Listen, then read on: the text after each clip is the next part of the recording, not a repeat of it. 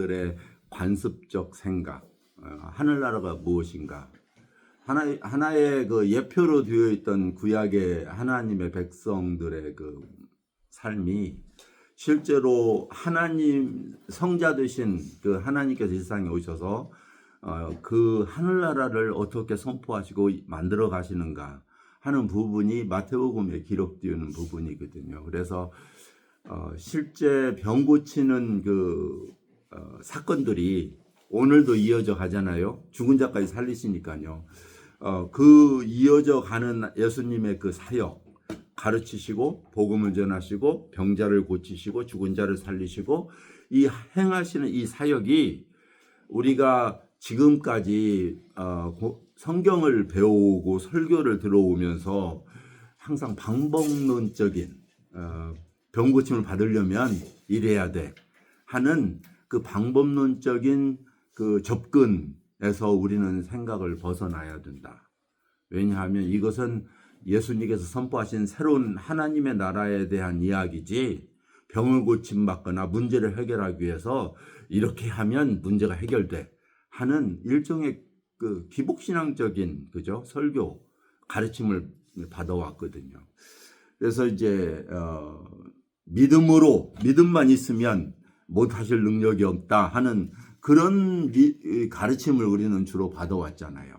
우리의 믿음이 아닐지라도 친구들의 믿음에 의해서 우리는 병을 고치면 받을 수 있다. 뭐 이런 중풍병자의 이야기나 오늘 말씀에서 여러분이 보게 될 당신에게 믿음이 없을지라도 뭐예요?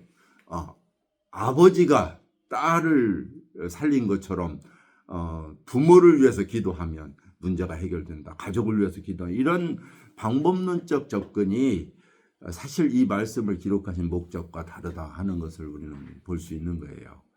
하나님의 나라는 구약 관습적인 그 전통적인 율법에 의한 그러한 행위에 의해서 이루어지는 것이 아니라 오직 은혜로 말미암는 믿음으로 우리에게 주어지는 것이다 하는 것을 가르쳐주고 있는 것이에요. 그래서 이제 오늘 말씀은 뭐예요? 더 많은 사람들을 향한 자비. 그러니까 그 전 8장에서는 많은 자비를 베풀어 오셨고 긍휼을 베풀어 오셨는데 이제 하나님의 사랑과 자비와 긍휼이 확대되는 모습이죠. 확장되는 모습이에요. 그럼 어디까지 확장되느냐? 첫 번째는 뭐예요? 죄인들과 함께함. 세리 마태를 부르시죠. 그리고 마태 누구예요? 세리 그리고 죄인, 창녀 뭐 이러한 그룹들과 함께 하시는 예수 그리스도를 첫번 단원에서는 언급하고 있어요.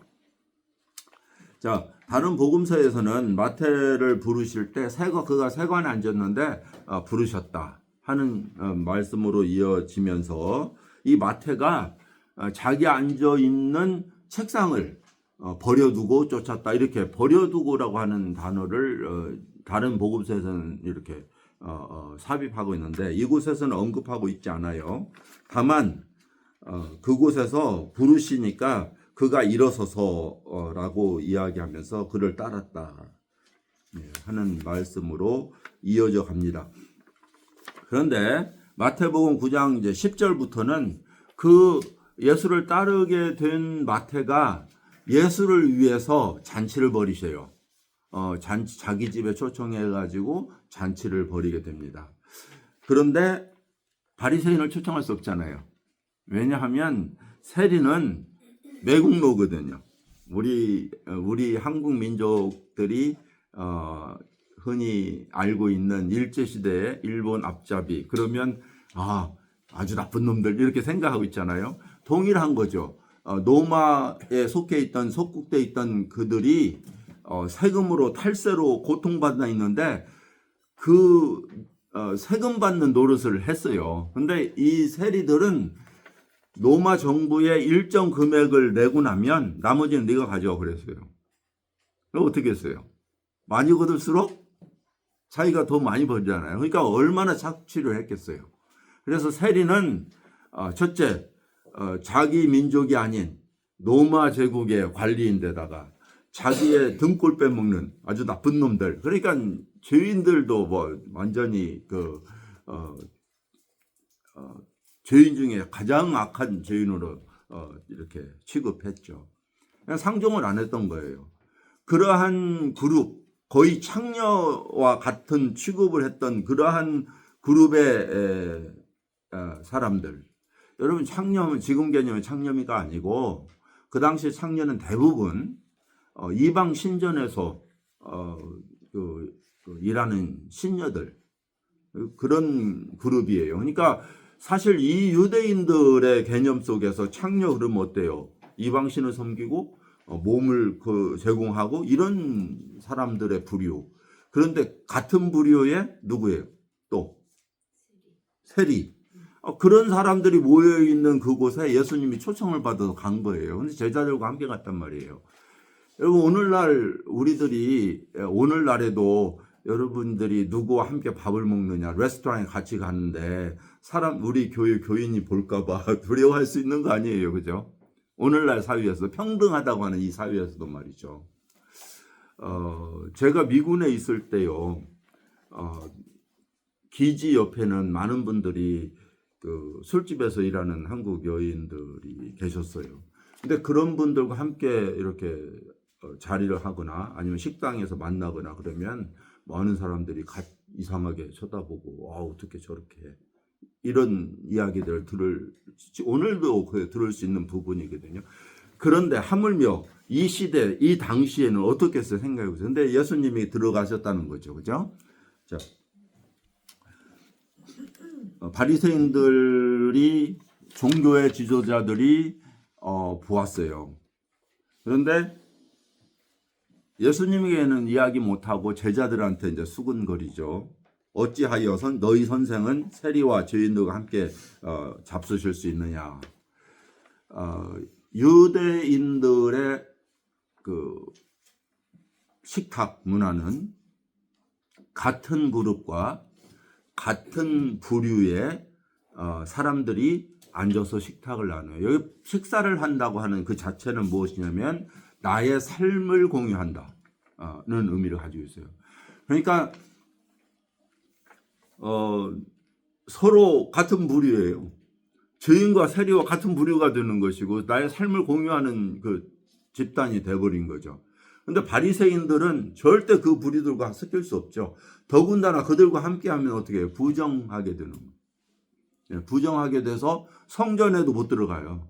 그러니까 사회적, 종교적 구분이 되어지는, 그걸 자기들은 거룩이라고 보았어요. 근데 거룩하다고 하는 하나님의 말씀을 가르치는 하늘로부터 왔다는 자가 어떻게 죄인들과 섞여서 같이 음식을 나누고 이렇게 있어요. 그럴 수 없는 것을, 도저히 용납할 수 없는 것을 하고 있는 거죠. 근데 예수님께서 그걸 들으셨어요. 12절에 보면 예수께서 들으시고 이르시되 뭐라고 그래요?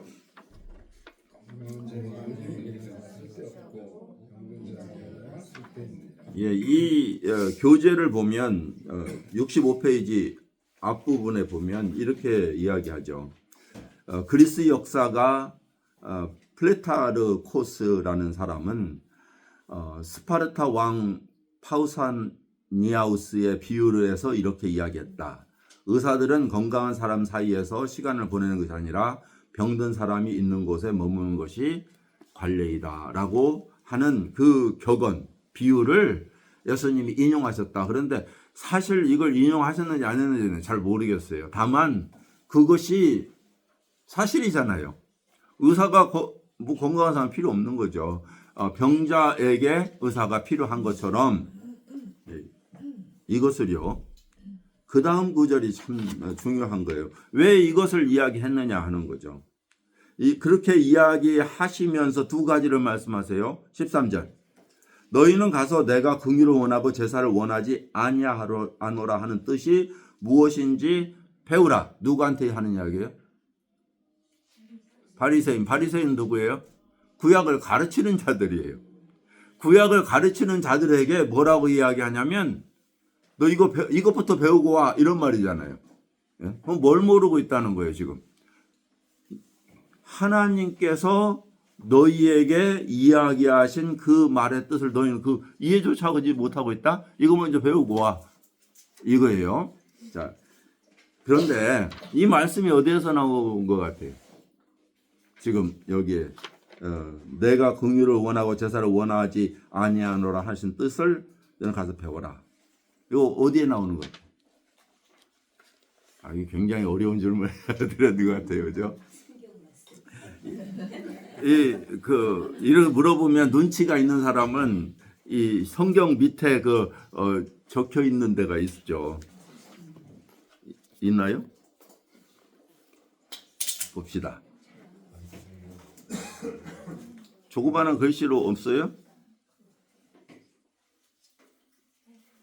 아, 안 써 있네요. 이거 굉장히 컨닝하려도 할 수 없는. 예. 이 말씀은 이 호세아서에 나오는 이야기예요. 호세아서 6장에 나오는 이야기인데요. 자, 호세아 6장에 여기 본문을 여러분 공부도 안 하셨구만. 13절 여기 65페이지. 예수님은 어디에? 호세아 6장 6절에 인용하여 바리새인들 무관심한 태도를 책망하셨다. 아, 이거 안 읽으신 것 같아. 자, 아, 그러세요? 그 칠순이 다 들어가시죠? 예. 넘었어요? 그건 이해하셔야 되겠어요. 소망에 들어가셔야 되니까. 자, 봅시다. 여기 호세아 6장 6절이라고 되어 있어요. 제가 이것을 말씀드리기 전에 6장 6절로 가기 전에 호세아 6장 1절에 뭐라고 되어 있어요? 하나님이 원하시는 마음 뭐예요? 디지털로 빨리 찾아보시죠. 예, 읽어보세요. 뭐라고 되어 있는지. 호세아 6장 1절. 오라 우리가 여호와께로 돌아가자. 여호와께서 우리를 찢으셨으나 도로 남게 하실 것이요 우리를 치셨으나 싸매어 주실 것입니다. 예, 회개에 대한 이야기예요. 너 지금 잘못 가고 있어? 이제 돌아가자. 그 다음에 뭐라고 이야기하는가 보세요. 계속 읽어주실래요? 2절이요. 예. 여호와께서 이틀 후에 우리를 살리시며 제3일에 우리를 일으키시리니 예. 우리가 그 앞에서 살리라. 계속 읽어주세요. 6절까지. 그러므로 우리가 여호와를 알자. 힘써 여호와를 알자. 예, 거기까지 잠깐요. 자, 하나님께 돌아가자. 우리 돌아가자. 하나님께서 낫게 해주실 거야. 그 다음에 하시는 말 뭐래요? 알자. 힘써 여호와를 알자. 그러면서 그 말은 뭘 이야기해요? 너희 이스라엘 백성들, 너희가 지금 상처받고 고통당하고 있는 것이 왜? 여호와를 모르기 때문이야. 그러니까 여호와를 알아야 돼. 이걸 이야기하잖아요. 예수님께서 뭐라고 이야기해요? 너희들한테, 지금 이스라엘 백성들한테. 너희는 지금 여호와를 안다고 하는 자들이고 가르치는 자들이고 열심히 섬긴다고 하는데 실제로 여호와를 모르는 자야. 예. 그러니까 결국 이 호세아 6장을 언급했다고 하는 말은 뭐냐면 여호와께 돌아와야 돼. 너희들이 지금 현재 여호와의 뜻을 모르고 있는 거야. 그러니까 이스라엘 백성들아, 바리새인들아, 너희들 여호와를 알아야 돼. 네. 그러면서 여호와는 뭐예요? 제사를 원치 아니하시고 뭐예요? 인애를 원하신다는 사실을 그것부터 시작해. 자, 이렇게 예수님은 이 호세아 선지자를 인용해서 이들에게 잘못된 것을 지적하고 있는 거예요. 자, 그 다음에 13절에서 그러므로 두 번째, 바리새인들에게 하나님의 마음에 대한 지적과 두 번째, 의원이 있는 곳은 병자와 함께 한다는 그 의미는 육신적 질병이 아니라 뭐라는 거예요? 이제 죄인에 대한 부분, 영적 질병에 대한 부분을 지적하고 있어요. 그러니까 예수님께서 이 세상에, 하나님께서 이 세상에 진정으로 원하시는 건 뭐냐면 육신적 질병과 너희 추구하는 메시아 뭐예요? 네? 육체적 문제를 해결하는 그러한 메시아가 아니라 하나님을 진정으로 너희들에게 보내고자 하는 메시아는 무엇에 대한 거야? 이 영적 문제를 해결하는 분이시다. 이거예요. 그러니까 죄인을 불러 어때요? 치료하고자 하시는 하나님의 마음. 그래서 나는 의인을 부르러 온 것이 아니라 뭐예요? 죄인을 부르러 왔다. 이 말 속에는 내가 이곳에 죄인의 치료자로 왔다는 사실이에요. 자, 누구와 지금 함께 있어요? 죄인들과 함께 있잖아요. 그러니까 예수님께서 오신 목적 자체는 죄인들을 위해서 온 것이니까 내가 이곳에 있는 게 당연해. 이 말씀하시는 거잖아요. 그것을 누가 원하셨다? 하나님이 원하셨다. 하나님이. 근데 너희들은 그 자체를 몰랐으니까 그 죄인들을 정죄하고 심판자의 자리에 앉지 않았느냐 이거죠. 예. 그게 바리새인들의 문제가 그곳에 있었던 거죠. 그런데 예수님은 뭐예요? 하나님께서 진정으로 원하셨던 그곳으로 내려오신 성자 하나님이셨어요. 왜? 그들의 문제를 해결하시기 위해서 오신 거죠. 자, 다음 부분 봅시다. 그 다음은 뭐냐면 금식에 대한 부분이죠. 자, 금식에 대한 부분을 이제 삽입하고 있는데요. 유대인들 중에 가장 종교적 열심을 가진 자들이 에스게넬파예요. 그들은 그들의 삶을 포기하고 운동 생활을 하면서 함께 하나님만 추구하는 이 세상 모든 욕심을 끊고 살아갔던 그러한 종파였어요. 그러한 종파는 곧 세상에 끝이 온다고 믿었기 때문에 오늘날로 말하면 말세론자들과 같은 자들이에요. 그러니 얼마나 자기 삶을 절제하고 거기에 자기 자신을 드렸겠어요.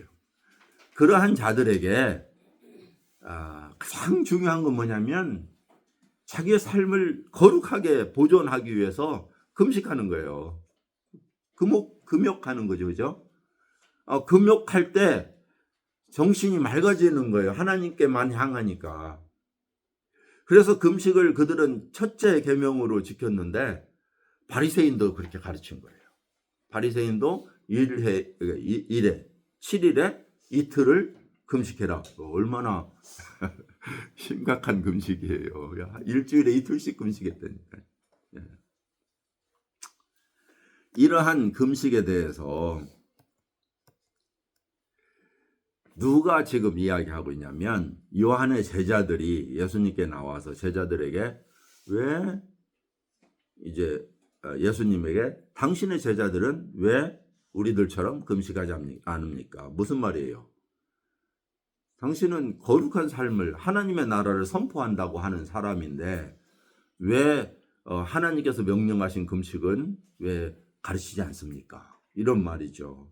근데 예수님께서 좀 특이한 이야기를 하고 계세요.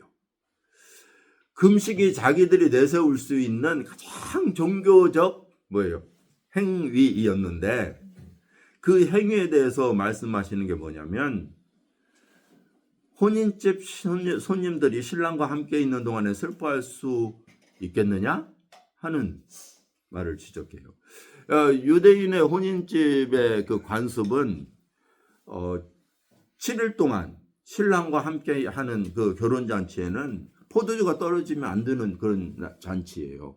얼마나 즐거운 거예요. 근데 그날 금식한다고요? 그게 있을 수 없죠. 왜 슬픈 기색을 하면서 혼인집에서 초칠 일이 있어요?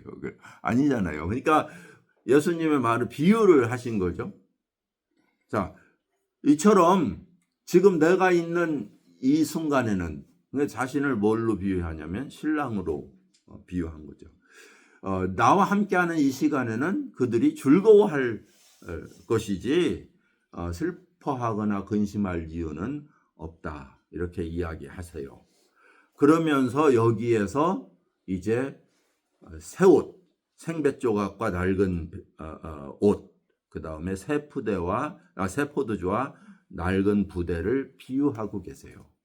지금 이것이 예수님의 사역의 중심이, 핵심이 무엇인가를 비유하시는 거예요. 내가 지금 하고 있는, 말하고자 하는, 가르치는 내용은 뭐냐면 바로 새 포도주에 한 거야. 새 옷에 대한 거야. 이렇게 표현하고 있는 거죠. 자, 금식에 대한 성경적 가르침을 좀 우리가 그래도 이해는 하고 넘어가야 돼요. 금식을 그러면 예수님이 아예 금지하셨느냐? 하나님의 뜻은 금식하는 것이 그러면 아니냐? 하는 말씀이죠. 오늘날 우리들은 금식에 대한 어떠한 가르침을 이해를 가지고 있어야 되느냐 하는 부분을 현대에 살아가는 우리 그리스도인들이 가져야 될 부분이에요. 자, 예수님은 6장에서 너희가 금식할 때라는 말을 하면서 사람들에게 보이려고 슬픈 기색을 띠지 말고 이런 말씀하셨죠, 그죠? 자, 여기에 보면 금식은 뭐라는 지난번 뭐라고 그랬어요? 사람에게 보이는 것이 아니라 하나님께 보이려고 하는 것이다 하는 거예요. 자, 이것이 우리들이 가져야 될 금식에 대한 자세예요. 우리는 금식을 하게 되면 하나님께 집중하세요. 사람들에게, 이웃들에게 소문내거나 뭐 한다, 뭐 나는 이런 사람이야, 이런 목적으로 하는 것이 아니다 하는 거죠. 두 번째, 이사야서는 굉장히 금식에 대한 그 효과, 금식이 우리에게 주는 유익을 이야기하는데요. 금식은 우리의 멍에나 묶여진 것이나 흉악한 결박으로부터 풀어주는 것이다, 끊어내는 것이다 라고 이야기하고 있어요. 자, 그렇다면 우리가 심각하게 끊을 수 없는 것들이 있다면 그때 금식을 통해서 하나님 앞에 나아가는 거죠. 이스라엘 백성들이 자기들이 끊지 못하는 그 죄악이나 관계들을 해결하기 위해서 하나님께 금식하고 나아갔던 부분을 볼 수 있어요. 자, 두 번째는 묶여있는 압제로부터 자유케 한다. 그래서 사실 우리에게 어떠한 addiction, 뭐라고 하죠? 중독, 이러한 것이 있을 때 이 금식하는 것을 통해서 하나님 앞에 간구하는 자세로 나아가면 우리는 그곳으로부터 해결될 수 있다고 하는 모습을 볼 수 있는 거죠. 그런데 이사야서에 좀 특이한 말을 해요. 금식은 줄인 자에게 양식을, 유리하는 자에게 빈민을 돌아보는 것이다. 그렇게 이야기해요. 예, 금식이 그런 거래요. 그럼 뭐예요? 금식은 내가 곤고해짐으로 말미암아서 줄인 자를 이해하게 되고 아파하는 자들에게 그 하나님의 그 긍휼하심을 이해할 수 있도록 만들어준다는 말이에요. 그러니까 나에게 너무나 물질적 풍요와 아쉬움이 없기 때문에 완전히 뭐예요? 세상에 깊숙이 빠져 있을 때 금식은 금식을 함으로 말미암아 나를 영적인 관계로 깨어나게 해준다는 거예요. 이것이 금식의 효과라는 거죠. 그러니까 그리스도인의 금식해야 될 유익을 우리는 이곳에서 배워 나가는 거예요. 그러나 예수님께서 제자들에게 말씀하신 건 뭐냐면, 내가 진정으로 나와 함께 하는 자들은 슬퍼하고 고통당하는 것, 그것이 내가 원하는 것은 아니다. 뭐예요? 기뻐하고 즐거워하는 것이 나와 함께하는 자들의 본분이다. 예수 그리스도가 우리에게 오면 근본적 문제가 해결되기 때문에 예수와 함께 기뻐하고 즐거워하라는 거죠. 그러나 하나님 앞에서 금식해야 될 때가 있다면 그때는 우리에게 금식해야 될 마음을 주시고 성령께서 그러한 환경으로 우리를 이끌어 가신다는 사실이에요. 그래서 겸비한 자세로 하나님께 자기 자신을 드리고 그의 은혜를 구하는 것이 금식이다. 요엘서 2장에 나오고요. 성경은 금식의 신뢰를 구약과 신약을 통해서 우리에게 많이 보여주고 있어요. 예수님이 십자가에 달리신 이후에 교회는 금식했던 모습을 보여주고 있어요. 그렇기 때문에 금식이 비성서적인 것이 아니라 우리는 금식을 금식의 유익함을 우리는 이해하고 금식을 하되 하나님께 집중하는 것이다. 그죠? 그리고 그것이 왜 필요한가를 알아서 그때 단체적으로나 교회 전체적으로 하나님께서 이 안디옥 교회에게 성령의 감동을 주셔서 나의 복음을 위해서 두 사람을 따로 세우라 할 때 바나바와 바울을 세우죠. 근데 그들이 금식하며 기도했다는 부분이 나와요. 자, 이렇게 교회 전체적으로 심각한 결정을 할 때 금식하는 것을 볼 수 있어요. 예수님의 금식하는 모습을 보세요. 시험 당하기 전에 금식하셨어요. 제자들을 선택하기 이전에 금식하셨어요. 이렇게 어떤 중대한 결정을 놓고 하나님 앞에 정말 응답받고 싶을 때, 능력을 얻고 싶을 때 금식했던 모습을 볼 수 있어요. 이러한 모습은 우리에게 교훈이 되어서 우리는 행할 수 있다 하는 것을 우리는 배워야 된다는 거죠. 자, 이러한 부분은 바로 예수님께서 하지 말라는 부분이 아니라 신랑을 빼앗기는 이후에 그들도 금식할 것이나 지금 내가 이 세상에 온 것은 천국에 대한 하나님의 나라는 기쁨과 행복 속에 있는 것이다. 그래서요, 에스라가 하나님의 말씀을 선포하니까 막 울면서 막 슬퍼했잖아요. 그때 뭐라고 했어요? 이날은 주의 안식일이라.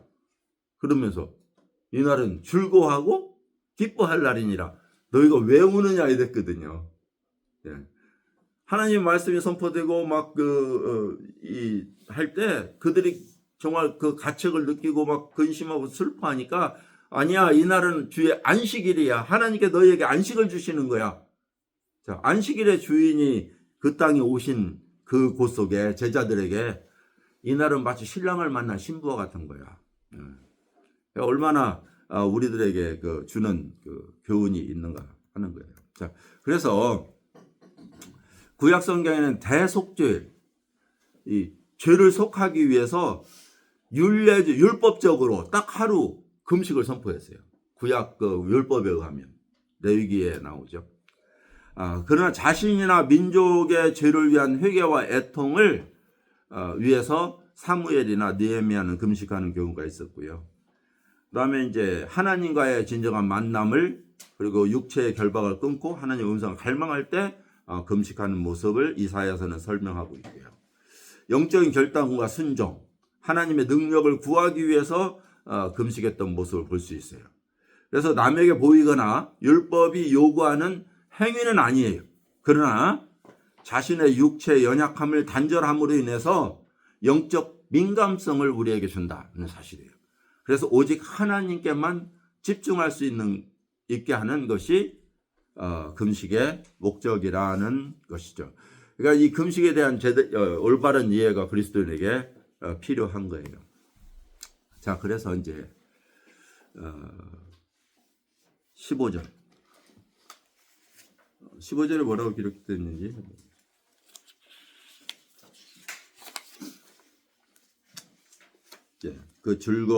슬퍼할 수 없고 즐거워하는 그 모습을 이렇게 교훈하고 있어요.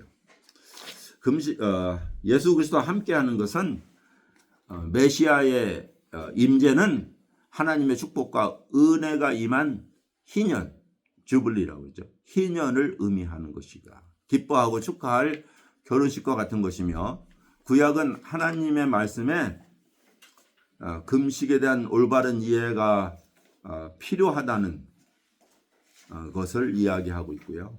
예수의 지금 금식에 대한 가르친 것은 금식을 폐하는 것이 아니라 훗날에 제자들이 금식하게 될 것을 이야기하는 것이다. 이곳에서는 그것을 이야기하고 있어요. 자, 그래서 천국은요, 하나님과 맺어진 새로운 관계이며 새로운 방식이다. 그 말은 뭐냐면 구약 이스라엘 백성들이 기대하고 가르쳤던 그 율법적인 나라, 율법을 행함으로 이루어지는 나라가 아니라 예수 그리스도가 새로 세우시는 완전히 다른 은혜와 믿음으로 말미암는 나라. 이것이 바로 하나님의 나라다. 그러니까 여러분이 오늘날에도 구약의 율법에 매여 있는 마치 종교적 교인이 있고, 제가 교인으로 표현할게요. 그리스도인이라고 하면 그리스도인이고 그러면은 그 단어가 좀 혼돈될 것 같으니까. 우리 기독교라고 하는 교인 안에, 교회에 참석하고 있는 교회 안에 여전히 구약 율법과 같은 내 행위로 하나님 앞에 서고자 하는, 그리고 이것이 하나님을 잘 섬기는 신뢰라고 생각하는 그러한 부류의, 마치 구약의 바리새인의 관습을 가진 그러한 무리가 있고, 혹은 예수 그리스도의 은혜로 새로 세워진 하나님의 교회, 그리스도인의 부류가 있고, 이러한 그 현실이 오늘날 기독교의 현실인 거예요. 그래서 우리는 세 부대에 담겨지는 하나님의 백성이지 구약의 율법에 의해서 주어진 백성이 아니라는 사실을 우리는 이해해야 돼요. 예수님은 그것을 지금 바리새인과 요한의 제자들에게, 그 세대는 하나님께서 그림자로 주신 것이고 상징적인 것이고 뭐예요? 헌포도 주고 이제는 내가 새로운 푸대에 담으려고 하는 나라는 하나님의 진정으로 도래하는 하나님의 나라다. 무엇로 이루어져요? 은혜로 이루어지는 거예요. 그것을 위해서 예수님 오신 거예요. 근데 그 예수님이 이 세상에 하신 것은 뭐냐면 바로 인간의 그 근본적 문제인 뭐예요? 지금까지 이야기한 거. 죄의 문제를 해결하고 한 거야. 내가 그래서 죄인 가운데로 내려왔어. 그거예요. 죄인 가운데. 자기 의를 세우려고 하는 사람들은 뭐겠어요? 그런데 나는 의인이니까 병들지 않았으니까 의인이니까 구원자가 필요 없고, 의인이니까 뭐예요? 나는 병든 자가 아니니까 의원이 필요 없다. 이렇게 생각하는 거죠. 하나님의 은혜의 방식은 율법주의적 방식과 양립할 수 없어요. 율법은 우리를 정죄하고 은혜를 우리를 구원하기 때문에 그래요. 그래서 나는 율법 아래 있느냐 은혜 아래 있느냐를 결정해야 돼요. 율법은 나를 죄인으로 정죄하지만 은혜는 죄인인 나를 의롭다 해요. 놀라운 거잖아요. 그래서 예수 그리스도가 이 세상에 오신 것은 율법의 완성이에요. 모든 심판을, 율법을 다 담당하신 것이라는 사실이에요.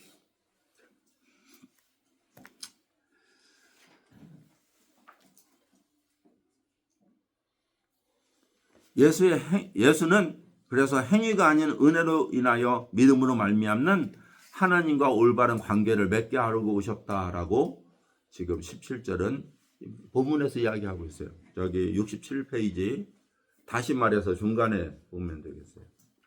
다시 말해서 예수님은 바리새인들의 규칙, 의식, 규정에서 벗어난 새로운 것을 제공하셨고, 그것은 뭐예요? 하나님과 관계를 맺기 위한 인간의 율법적 행위와 근본적으로 차이나는 것이다.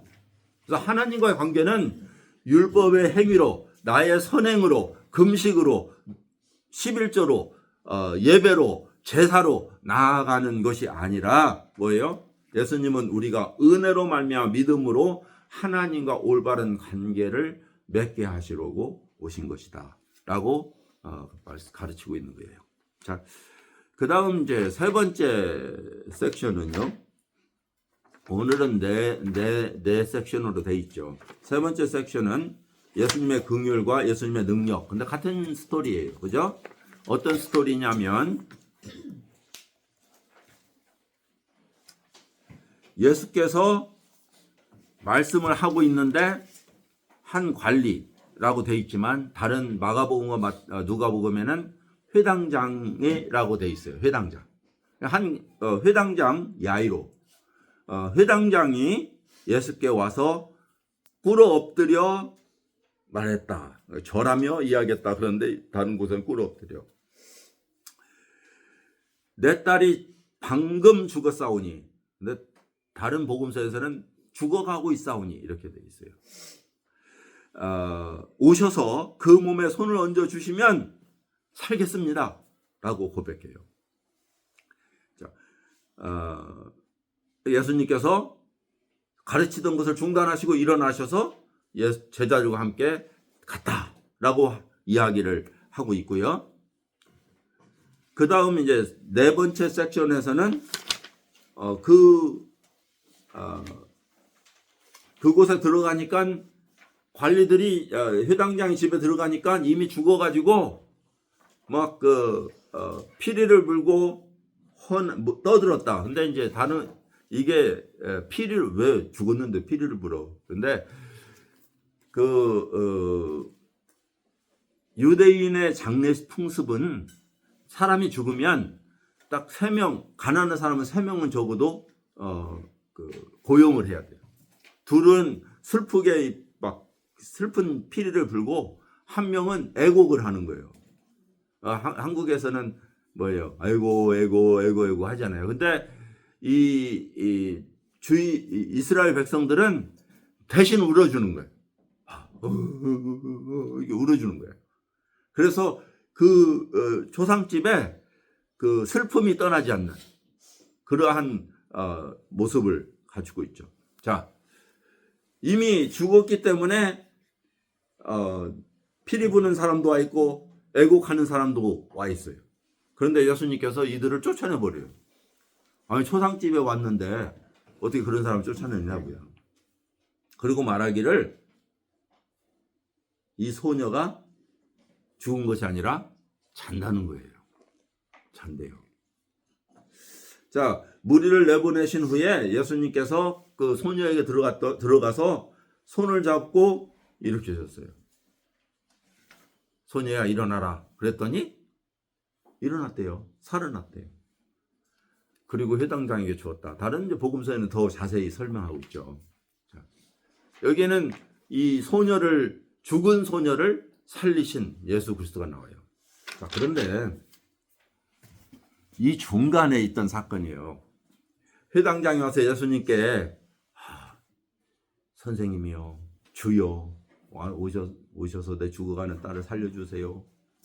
그리고 막 간곡히 간청하는 그 사이에 많은 사람들이 예수님 말씀을 듣고 있다가 그래 가자. 그리고 딱 일어나서 가는데 그 사이에 무슨 일이 일어나요?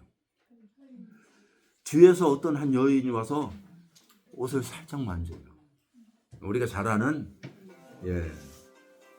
끝나라는 건가요? 그 곁옷이라도 한번 만져봤으면 하는 간절한 여인에. 근데 이 어떤 여인이에요? 12년 동안 피가 멈추지 않는 혈루증을 한 여인이에요. 여러분, 유출병은 어떤 병이에요? 구약 성경에? 부정한, 그런 만져서도 안 되고, 이거 나는 부정하다. 하나님 앞에 전에 갈 수 없어요. 근데 몇 년 동안? 12년 동안, 마가복음에 보면요, 이 여인이 이 병을 고치기 위해서 수많은 의원들을 찾아다녔대요. 근데 의원들이 고칠 수가 없었대요. 그리고 가진 재물을 다 탕진했대요. 그리고 오히려 그 의원들이 더 괴롭혔대요. 말로 괴롭혔는지, 부정한 여인아 이제 그만 와 했는지 모르지만은, 혹은 육체로 괴롭혔는지, 이렇게 해봐라 저렇게 해봐라 뭔가 방법을 다 동원했는지 모르지만은 오히려 의원들이 더 괴롭혔대요. 이 여인에게 무슨 소망이 있겠어요? 12년이에요. 12년. 무슨 소망이 있겠어요? 자기의 육신적으로 고통당하는 거, 피를요, 여러분 1년만 흘려도 이거 빈혈 되죠. 얼마나 꼬챙이처럼 마르고 형편없겠어요. 근데 12년 동안, 그는 냄새도 나겠죠. 사람들은 그를 뭐라고 해요? 죄인 취급하죠. 못 살겠는 거예요. 근데 죽지도 않아요. 12년간. 죽은 이 소녀와 비교하고 있어요. 두 여인이 있단 말이에요. 성경은 이 두 여인을 같이 동시에 탁 등장시켜요. 이 여인은요, 살았으나 죽은 여인이에요. 이 꼬마는 자기 의지와 상관없이 어려서 죽은 거예요.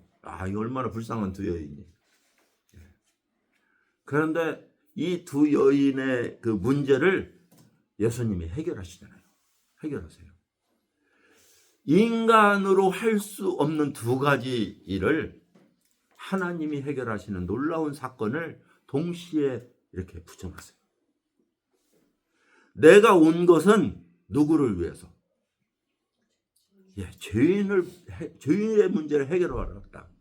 내가 온 것은 병자를 고치는 의원으로 왔다. 이 말씀을 하신 뒤에 인간이 할 수 없는 두 가지 근본적 인간의 문제를 해결하시는 거예요. 예. 의원들로 할 수 없어요. 의원들로 할 수 없는 거예요. 오히려 인간들은 더 문제를 해결하는데 괴롭힘만 당하는 거예요. 그것을 하나님이신 예수는 인간이 돼서 오셔가지고 우리 가운데 내려오셔서 해결해요. 근본적으로 해결하세요. 그 마가복음에 혈루의 근원이 말라버렸다. 이렇게 표현해요. 예. 뿌리째 완전히 뽑아지는 거예요. 죽은 자가 살아나는 역사. 생명이 들어온 거예요. 이것이 바로 예수님이 이 세상에 오신 목적인 거예요. 자, 저와 여러분들은 어때요? 예수님이 누구세요? 예수님. 천국이 무엇일까요? 천국은요, 우리를 선한 삶으로 살게 하고, 우리에게 세상을 살아가는데 기쁨을 주고, 우리의 문제를 해결해 주시고, 마음에 고통이 있을 때 위로하시고, 이런 것이 예수님의 전부가 아니에요. 아니, 오히려 그것이 아니라, 예수님은 우리의 근본적 문제를 해결하러 오신 하나님이신 거예요. 그 근본적 문제가 뭐예요? 죄의 문제. 죄의 문제. 죄로 말미암아 육신의 문제가 파생됐고요. 죄로 말미암아 인간의 가장 근본적 문제인 뭐예요? 죽음이 온 거예요. 죽음이. 그래서 인간은 아파서 힘든가요? 그 아픔으로 인해서 죽는다는 두려움이 있는 거예요. 자, 저는 어렸을 때 감기 걸리니까 그것이 크게 큰 문제로 생각 안 했던 거예요. 감기는. 왜 그래요? 감기 좀 열나다가 낫겠지. 코가 막히고 그러면 코 막히다 낫겠지. 어렸을 때 감기는 낫겠지라고 생각을 했어요. 근데 나이가 들어가면서 60 이제 5세 넘고 이렇게 70 쪽으로 가니까 감기 걸려서 죽는데요, 사람들이. 그렇게 이야기를 해요. 결국은 이 감기가 폐로가 이렇게 간대요. 근데 그런 모습을 보잖아요. 그러니까 이게 감기가 와서 숨을 못 쉬게 되면 바로 내 마음속에 내 생명이 얼마인가? 여기로 연결돼요. 여러분들 그렇게 생각 안 할지 모르지만 그래요. 여러분들이 우리가 가진 근본적 문제가 죽음에 있어요. 죽음에. 우리는 아프고 어렵고 힘든 여러 가지 그 순간순간이 무엇으로 많이 위로받냐면 그래도 지나가리라. 요즘에 그런 소리 잘하잖아요. 이 순간도 지나가리라. 이 고통도 끝나리라. 그래서 어떤 분이 이야기해요. 고칠 병은 병이 아니야. 어차피 나을 건데. 그런데 못 고치는 게 병이야. 이렇게 표현하는 거예요. 그런데요, 기독교란, 예수에 대한 믿음이란 죽음을 뛰어넘는 거예요. 오늘 이 말씀은 뭐냐면 죽음을 뛰어넘는 새로운 생명. 죽은 자를 살리신 예수 그리스도의 생명이 우리에게 뭐예요? 들어왔다는 사실이에요. 예수의 생명이 우리에게 들어왔다. 나사로가 죽었을 때요. 너는 나를 믿느냐? 그러니까 나는 그 부활이요 생명이냐? 너는 나는 죽은 자는 살겠고 죽어도 살겠고 무릇 살아서 믿는 자는 영원히 죽지 아니하리라. 마르다가 뭐라고 했어요? 주여 그러하오리라. 그러나 마지막 날에는 다시 살 줄을 믿나이다. 예수님께서 하신 말이 아니라 그게 아니라 너는 지금 현재 내가 부활이요 생명인 것을 믿느냐? I am. 현재. 내가 앞으로 죽어도 살겠고가 아니라 너는 현재 내가 부활이요 생명인 것을 믿느냐? 예수님이 누구세요? 예수님이 나를 앞으로 천국 보내줄 분이세요? 아니면 오늘 나에게 영생을 주신 그분이세요. 예수님은 내 생명이세요. 여러분 그렇습니까? 예. 예수님은 나는 곧 생명이에요. 길이요 진리요 생명이에요. 내가 있는 자는 무엇이 있고? 생명이 있고, 그 생명이 뭐예요? 곧 영생이에요. 여러분 예수 그리스도를 믿는다고 하는 것은 뭐냐면 죽은 자를 살리신, 아니 죽은 자에게 불어넣으신 하나님의 생명이신 거예요. 그래서 이 죽음이, 인간의 육신적 죽음이 끝이 아니라는 사실, 죽음을 승리케 하신 그분이 바로 우리의 주인이라는 사실이에요. 예, 그것이 바로 오늘 말씀이 가르쳐 주시는 거죠. 예수님은 인류의 죽음을 향해서 가장 슬퍼하셨어요. 그리고 인간의 죽음을 향해서 가장 분노하셨어요. 그거 아세요? 네. 나사로 죽음 앞에서 그는 우셨죠. 그리고 뭐라고 했어요? 통분해 하셨다. 분노하셨어요. 한탄하시면서 고통스러워하셨어요. 왜 그래요? 그게 죄의 결과이기 때문에. 그래서 그것을 해결하시러 오셨기 때문에 그 죽음의 죄의 결과로 말미암았다는 사실을 예수님은 알고 계셨잖아요. 그래서 그것을 해결하러 친히 그분은 십자가에 달리셨고요. 죽음을 해결할 수 있는 유일한 길은 뭐예요? 다시 부활하는 거예요. 그래서 오직 하나님만 하실 수 있는 일이거든요. 그렇잖아요. 죽음 안으로 생명을 불어넣을 수 있는 것은 하나님만 하실 수 있는 일이에요. 흙에서 생명을 불어넣으신, 먼지에서 생명을 불어넣으신 그분, 그죠? 그 다음에 뭐예요? 마른 뼈에서 생기를 불어넣으신 분. 예. 우리에게 죄와 허물로 뭐예요? 뭐예요? 죄와 허물로 죽었던 너희를. 예. 여러분 앞으로 죽을 수밖에 없는이 아니에요. 계속 제가 반복해요. 죄와 허물로 죽을 수밖에 없는 우리를, 이렇게 우리는 계속 쉽게 사용해요. 근데 죽을 수밖에 없는 우리가 아니라 죽었던 우리를, 죄와 허물로 죽었던 우리를 살리셨도다. 얼마나 놀라운 거예요. 이것이 바로 이 어린아이에게 불어넣으신 생명, 오늘 우리에게 다가오셔서 나를 붙잡으시며 일어나라. 이게 부활이에요. 그래서 복음은 예수께서 십자가에 죽으셨습니다. 그것이 아니고 우리의 죄를 죽으셨을 뿐만 아니라 뭐예요? 나의 생명이 되셨습니다. 부활하셨습니다. 이게 복음이에요. 그래서 복음이 십자가에서 죽으셔서 나의 죄를 용서하셨습니다. 그러면 죄 용서받고 그걸로 끝나요. 죽음 가운데 우리는 있어야 돼요.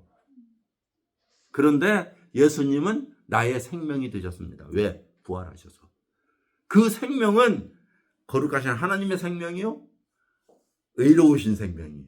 그래서 하나님은 예수를 닮은 의로운 자로 우리를 보시는 거예요. 얼마나 아름다워요. 그죠? 예수의 생명을 가진 자이기 때문에, 예수와 연합된 자이기 때문에.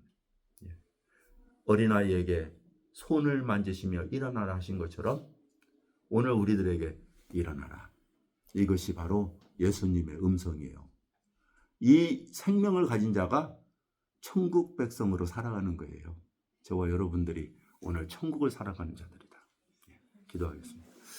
아버지 하나님, 정말 우리에게 큰 은혜를 베푸셔서 우리에게 찾아오시고 우리의 죽었던 우리 영혼에게 생명으로, 은혜로 허락해 주셔서 참 이 세상을 살아갈 수 있는 귀한 신분과 특권과 영광을 주신 것을 감사합니다.